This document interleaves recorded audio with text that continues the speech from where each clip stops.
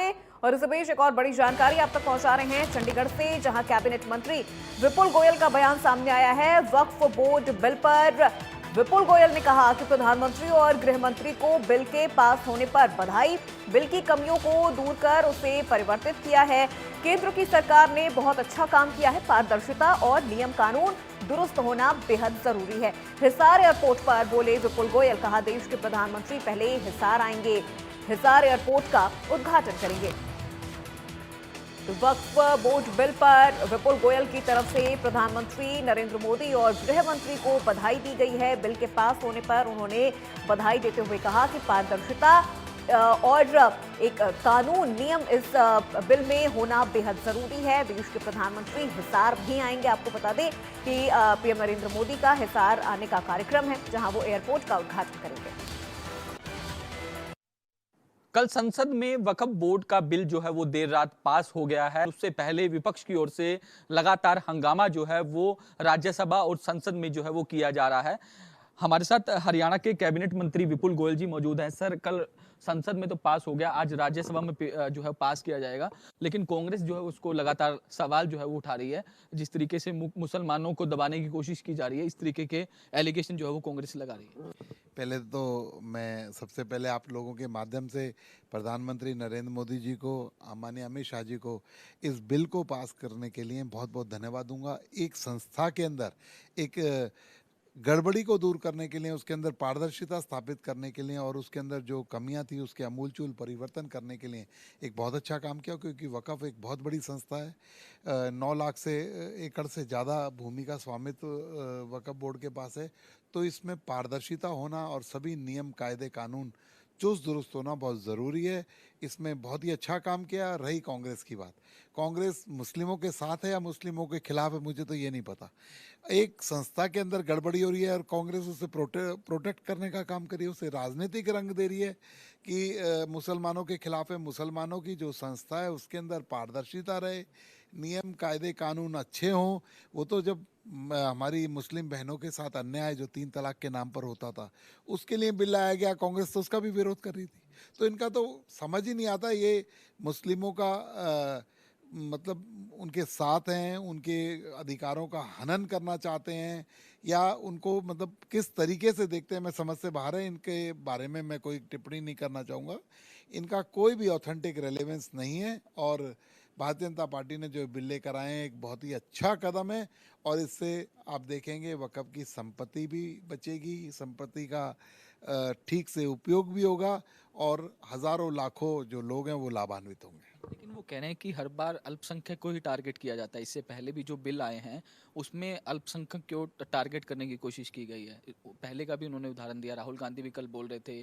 पंजाब कांग्रेस के जो सांसद है राजा वड़िंग, उन्होंने भी बोला कि पहले सिखों को दबाने, फिर क्रिश्चियन को, अब मुसलमानों को दबाने की कोशिश की जाए। ऐसा है, उनसे वक़फ़ बिल के बारे में बात करते हैं। 1950 में बना था वक़फ़ बोर्ड, 1954 के अंदर संशोधन किया उन्होंने।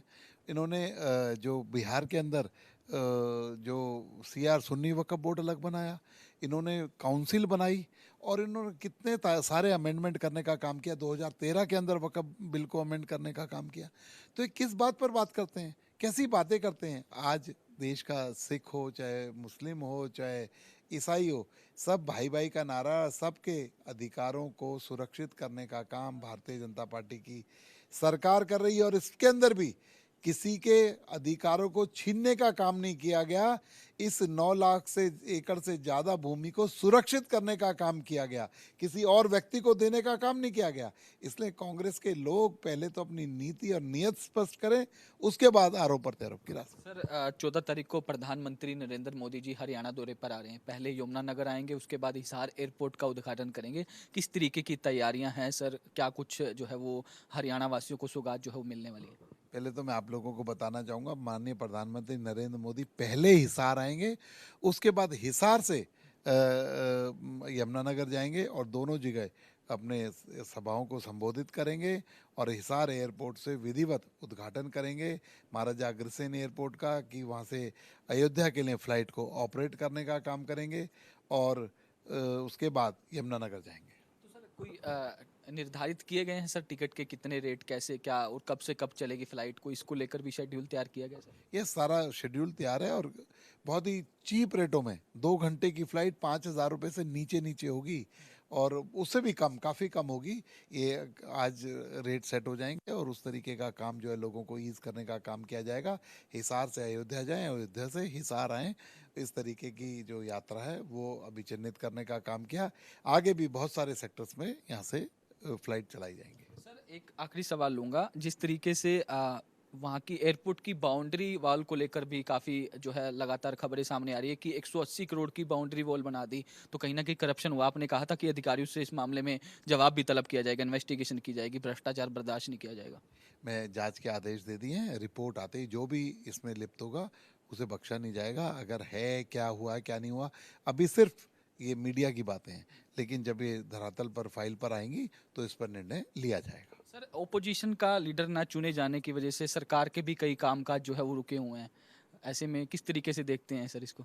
वैसे तो ये उनका आंतरिक मामला है, लेकिन मैं समझता हूँ इतनी देरी ये दर्शाती है कि वहाँ पर कोई नियम कायदे कानून नहीं है, कोई किसी तरीके का संस्था के जो है बड़े अधिकारी और छोटे अधिकारियों में तालमेल नहीं है, कहीं ना कहीं तो कोई कमी है।